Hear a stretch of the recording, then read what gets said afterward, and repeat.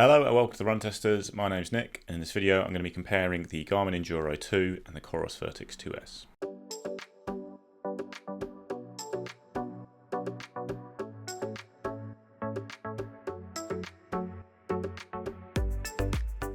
So the Enduro 2 and the Vertix 2S are two of the longest lasting sports watches on the market today, and that's going to be the main thrust of this video today is the big battery test I did comparing the two of them to each other. But they are also obviously very full featured watches as well that sit at the top of their company's ranges. They're very expensive. The Enduro costs £870 or $1,000, whereas the Vertix is £600 or $700. Vertix comes in three colours, grey, blue and black, whereas there's just the one design of the Enduro 2, which is this black watch with the yellow accents. You've got a 50mm case on the Vertix and a 51mm case on the Enduro. Vertix is the slightly thicker watch at 16mm, whereas the Enduro is 15.6mm. And then they're both pretty lightweight for their size because they use titanium in the materials. The Vertix is 61 grams for the watch itself, and the Enduro 2 is 64 grams. And the Vertix comes with a nylon and a silicone strap, whereas just get a nylon strap with the Enduro. They both have titanium bezels and case backs with plastic use otherwise for the case. They have sapphire glass screens, and on the Enduro 2 you've got solar panels running around the outside of the watch to extend battery life in sunny conditions. They both have a 1.4-inch transflective memory and pixel touchscreen. With the Garmin you've got the usual 5-button Garmin design, and on the Coros you've got 3 buttons with the middle one being a digital dial. One of the big differences in the design is that the Enduro 2 has a built-in flashlight, something that's not come to the Coros range yet. They both offer multiband GPS, obviously have optical heart rate sensors. They're both 1080m waterproof rated. When it comes to connectivity to external sensors, it's a little bit better on the Garmin, which uses both Bluetooth and ANT+, whereas it's just Bluetooth on the Coros. Battery life is massive in both of these, but we'll dive into that in more details in the run test. So it comes to the run test. I obviously wore both of these watches for long periods when we did their initial reviews, and then I did a side-by-side test wearing both for around a month to test out the battery life in comparison to each other. On that battery life, the list of stats are quite similar across the board. So obviously it varies quite a lot with the Enduro depending on whether you're in sunny conditions, but the Vertix is meant to last 36 days in watch mode if you are using the sleep and stress tracking, whereas it's 34 days on the Enduro. That can rise to 46 with solar. The GPS is 110 hours on the Enduro and 118 hours on the Vertix. And the multiband stats are quite interesting because it's 43 hours of multiband GPS tracking on the Vertix, whereas the Enduro is listed at 68 hours. And that just doesn't seem quite right to me. It doesn't tally up with the rest of the figures. And if you charge the Enduro 2 fully and go to start a run, it will show you like the estimated battery lifetime being about 45 hours in multiband mode. And that seems a bit more in line with both my experience and what you'd expect given the other stats listed. So for the side-by-side test, I tried to make them as comparable as possible. I turned on the real-time heart rate tracking on the Coros Vertix 2S because by default it's set to just track every 10 minutes outside of activity. So to make it more comparable to the Garmin, they're both tracking heart rate 24/7.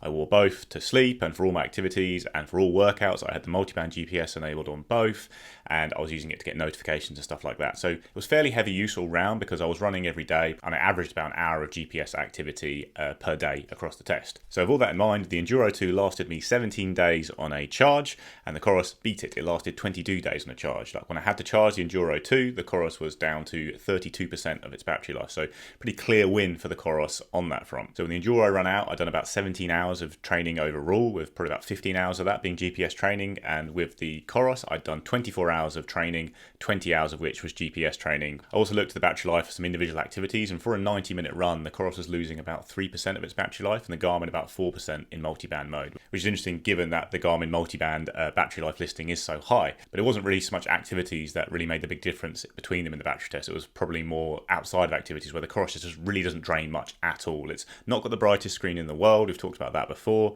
and just basically outside of activities, the battery life would be pretty much stable for a long periods with the watch, even if you are using it for sleep tracking. Garmin is a more power intensive watch. It does have some more developed stats. It does a little bit more detail on stuff like sleep tracking, so that would probably contribute to it draining a bit faster, but certainly quite impressive how long the Coros Vertix lasted in comparison to the Enduro 2. One big caveat to this was I was in the UK, and while it was early summer here, the sun wasn't really out very much, and I'm also not outside very much. So if you are going to get the most out of the solar panels on the Garmin, that's going to change the battery life complexion quite a lot. So if you're someone who's hiking a lot or works outdoors, you've got to be outside I think for a few hours a day in pretty bright conditions with the watch turned to the sun, I find, to actually get the lux hours Garmin suggests you need to get into the Enduro. Like in my lifestyle where I'm just going out for an hour for a run, maybe an hour a total at other times to pick up kids and that kind of thing, I'm not really getting the benefit of those solar panels. And like I say, in the UK, it's often cloudy even in the spring. So if you do really get the benefit of those solar panels, the battery life will probably be a lot more even between them. But in my testing, the Coros won out. Okay, looking at the design, I would say this is a win for the Garmin. I think it's got a nicer, more comfortable, sleeker design than the Coros. They're quite similar though overall in terms of weight and feel on the wrist, but I do prefer the look of the Garmin. Obviously you've got that flashlight as well, which is a pretty big upgrade and will be very important to some people. I like having it on my wrist for kind of general use at night around the house, but if you're going to go out camping and that kind of thing, it's very handy to have that extra torch. Also prefer the 5-button design on the Garmin to this digital dial on the Coros, which when doing things like press-ups and stuff, I have to put the watch in a very certain position to not accidentally trigger that digital dial in the middle, because it's quite a big button that's easy to hit with either the sleeves on your jackets or stuff like that, or actually with your skin if you're bending your wrist quite a lot for any kind of activity. So yeah, overall I prefer the design on the Garmin, and that flashlight is certainly a big boost. When it comes to GPS accuracy, this has been very similar across the board. Like when I was wearing both watches and running every day, nearly always the kind of lap splits I'd get for them were within seconds of each other. The overall distances tallied up quite a lot. Like if you went over a longer run, there might be slightly more difference in the overall distance and that kind of thing, but pacing was quite similar.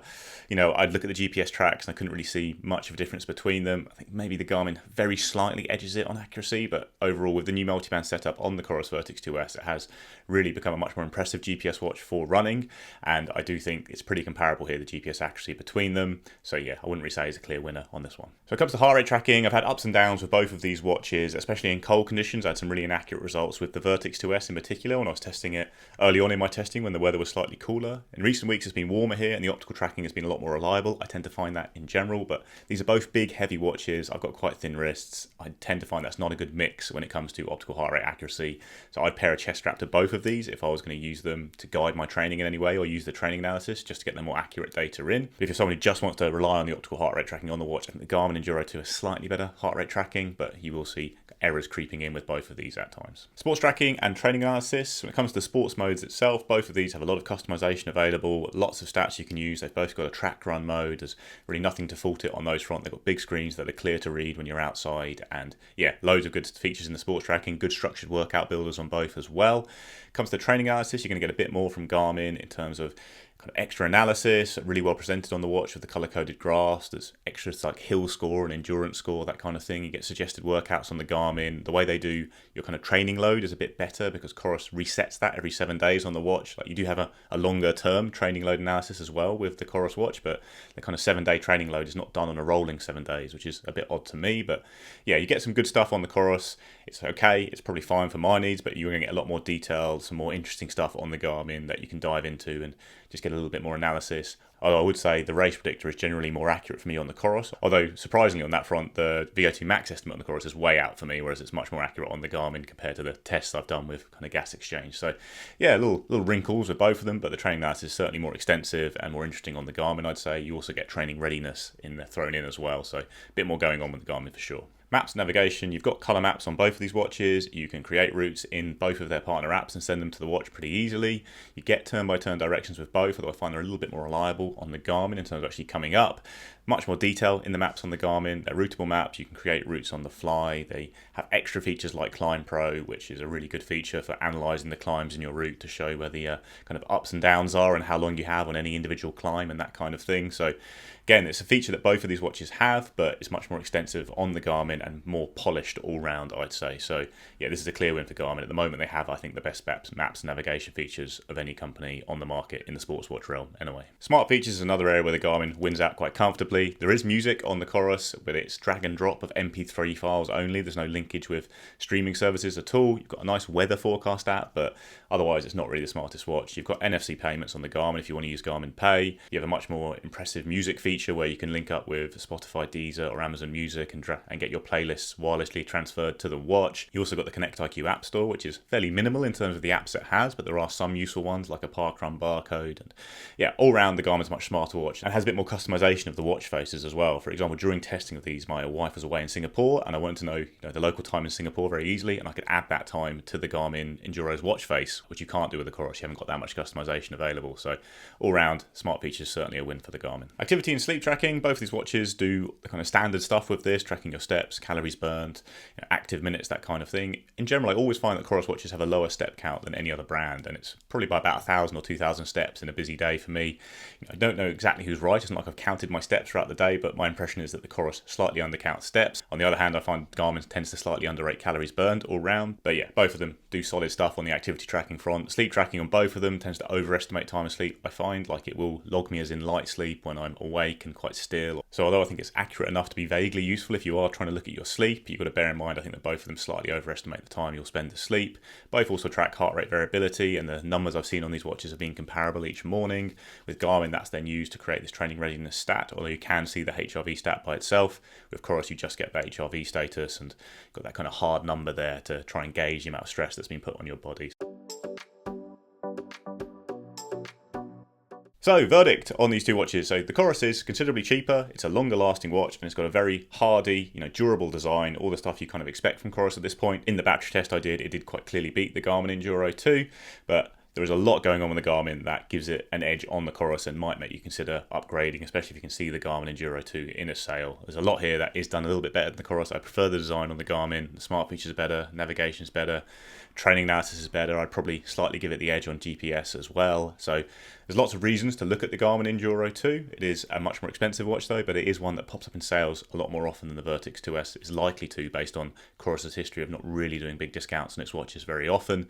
So yeah, Garmin Enduro 2 is a better watch and you get a flashlight. But it comes to the big battery test I did, the Coros did win the day and it is a bit cheaper.